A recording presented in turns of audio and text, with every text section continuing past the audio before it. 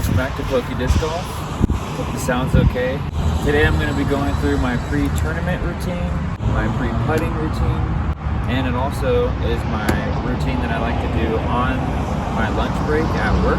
I believe this routine not only gets me loose and ready for throwing, but it also helps with longevity while strengthening and stretching the targeted areas. Before I get into that, I want to say a huge thanks to everyone subscribing and following along. It really means a lot to me. If you're watching and haven't subscribed, I don't know what you're doing. But anyways, guys, let's get into it. Okay, so first off, I like to start with the lower half. Get my legs all loose. When you're coming to a tournament or maybe doing field work or something like that, you won't always have a fence or something to put your hand on to feel stable. So I like using my car. Also, most of the time that I'm playing a tournament, I'm warming up next to my car and then going out and throwing in the field or maybe putting at the practice basket. So I like warming up next to my car because it keeps it consistent with it all the time. I can always warm up next to my car. So it can keep the same mentality for a fieldwork session and a tournament. So there's no difference. So to start, I like to do single leg swings just to kind of get everything in the hips loosened up. I like to start forward, back. Switch to the other side. I really emphasize extending the back and getting that hip nice and loose. Did front to back, now let's do side to side. Same idea, really extend through the kick. Switch sides. Once that's done, I like to isolate front, side, and back with each leg. So for example, I'll go up. And then once I'm done with straight, I'll go side. And then I'll do reverse kicks. Now do the same for the other leg. I really like to try to emphasize posture too on this to really get everything extended. You don't want to be leaning over doing something like this.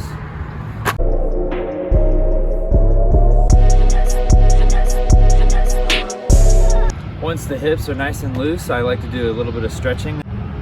First stretch I'll do is a quad stretch. Again, use the car as a little bit of a rest. And also use the car to help you extend. Again, you don't want to be hunched over doing this stretch. It doesn't really stretch anything. So nice and open. Do like a solid 10 seconds or so on each side. All right, now I do a little bit of hamstring. Personally, this is my favorite because I always get a hip pop. Ooh, pop. Ooh. A little bit wider than shoulder width apart with the feet. Straighten your left and just lean straight down. You want to kind of lean over the top of your knee. Really keep the leg straight. Do the other side. I do that a few times back and forth, depending on how loose or how tight I feel like I am that day. Once that's done, I like to do a glute stretch. Again, I use my car to help me out with this one a little bit. The idea is to get my leg up on top of my knee here and then bend down. So I like to use a door or even the roof rack here to kind of extend, just like a normal glute stretch that you would do if you're lying down. Pick your leg up as if you're maybe pulling it into your chest on the ground. Pick it up, twist it, put that heel right above the knee, and now all you're doing is sitting down. Slight bend in the left knee. And this is where the car really comes in handy because you can stay right here and it's a good stretch, but if you really want to lean into it, I always get a pop right in the neck right there. All right, other side.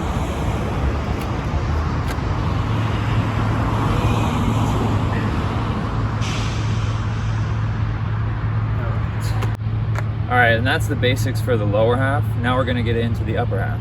I like to first start with some arm circles. Get the shoulders nice and loose. Do like a 10 count small forward.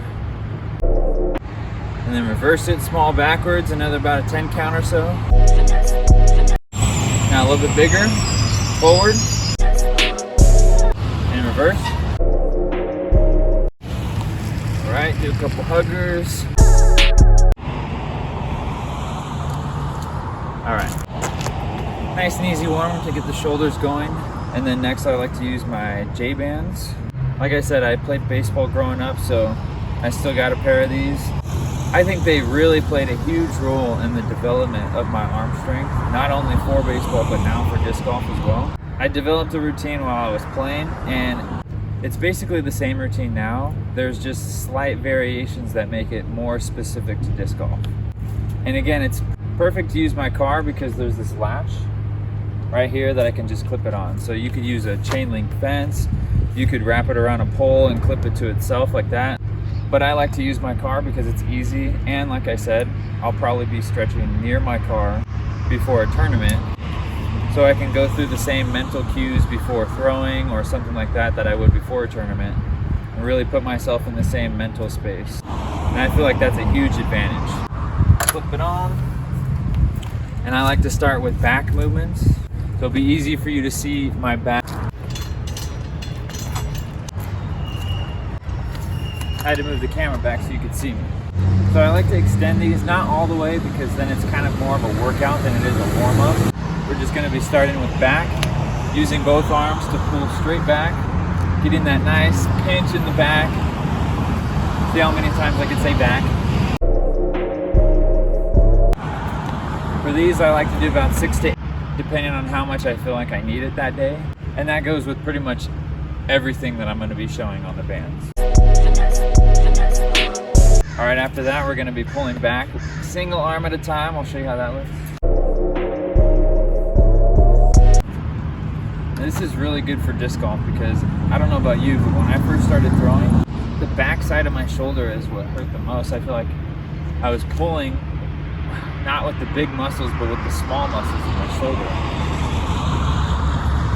Doing this motion really helps emphasize pulling backwards with only the shoulder instead of the back muscles. Really helps strengthen and keep it flexible. And even though I don't throw with my left hand, I like to do both sides just to keep a balance. Once that's done, I like to focus a little more on the rotator cuff. You want to be facing 90 degrees from where your band is anchored in. Pull it out a little taut right here, not too much. Like I said, you don't want to be doing a full workout, it's just a warm-up. And you're going to be pulling away. I like to keep the thumb up and pointed back towards my back. Kind of keeps my posture in line and also everything moving the way that it should. Alright, now facing the same way, you're going to lift your arm up, form a perfect right angle from the front of your body. Almost like you're in a power pocket position. And you're just going to pull straight up. This one's a bit harder than the other one, so you might want to move closer to wherever your bands are anchored. Sides. Alright, now facing your anchor, you're going to be pulling almost the same type of movement, but you're just going to be facing the opposite way. You're going to keep your elbow tight to your body and just pull outward, just like this. This one's a bit harder, so I'm going to scoot closer.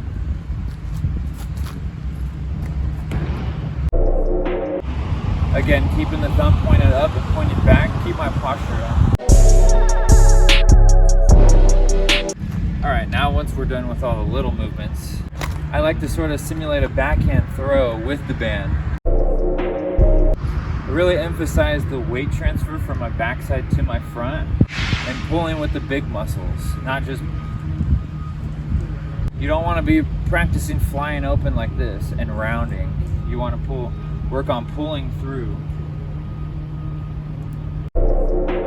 Once I've done a good handful of pull-throughs at a slow tempo, I like to do some quick pulls to help my quick twitch muscles that are used in a throw.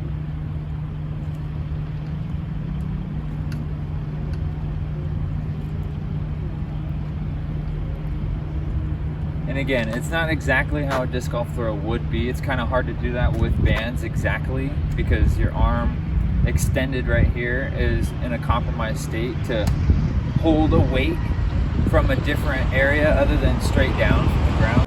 But it's more of a mental cue. This is a movement you can do that would help the mind to muscle connection for how it feels to really throw with the big muscles. And keep yourself, and also I feel like it helps keep myself closed and work on pulling through rather than rotating open. I'll do some on the left side too, just for a little bit of a balance. I'm not really trying to work on anything here. All right, and once I've done the back, now I'm gonna move on to the front. So moving on to the front, I like to start with the chest. Kind of just walk forward with your arms back. Get that chest nice and extended. And then from here, you're just gonna pull straight forward. Straight forward. You don't want to be, you don't want your shoulders to be up like this, and you don't want to be pulling inward. You just want to be standing straight up. If it's a lot, always back up. You're not doing a full chest workout here. You're just warming up the chest, warming up the shoulders. From here, I extend my arms straight up in the air. And they're gonna naturally want to pull back behind you. You're gonna resist that by pulling with your lats and keeping your head down to stretch your neck.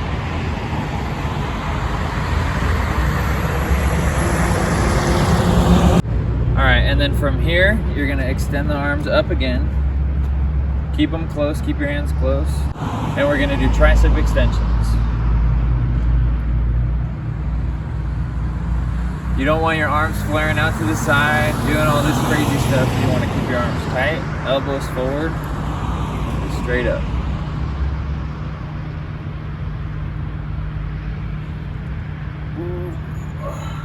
Releasing the arms back down. We're going to start from the bottom. With the palms facing behind you, you're just going to pull straight up.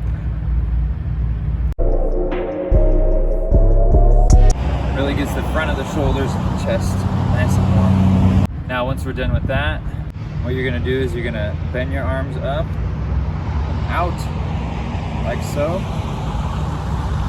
And you are gonna feel this in your shoulders, I promise you. Don't rush it, take it slow, don't be a hero. You don't need to be wrecking your shoulders doing this.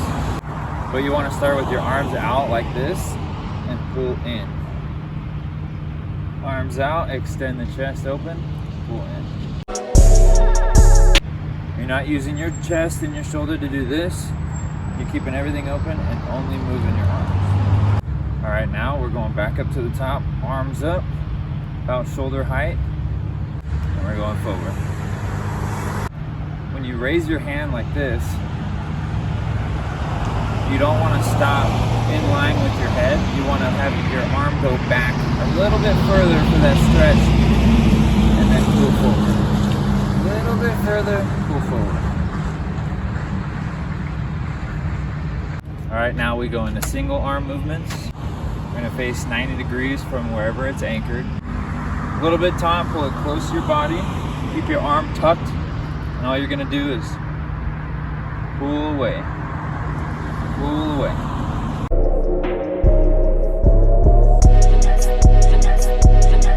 And then once that's done, I like to simulate a forehand throw now since we're moving forward. I'll start off nice and controlled like this. Really just focus on pushing forward and through, extending forward.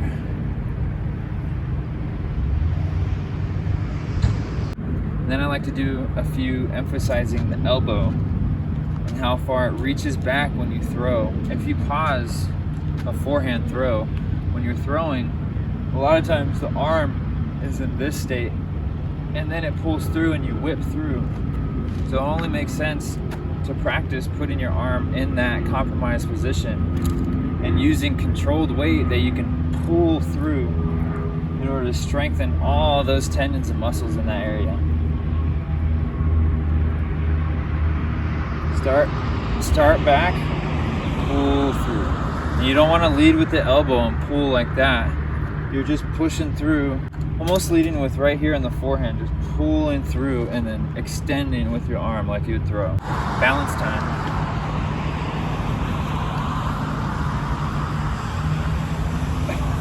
The left side looks so much worse. Now into more short, explosive forehand throws.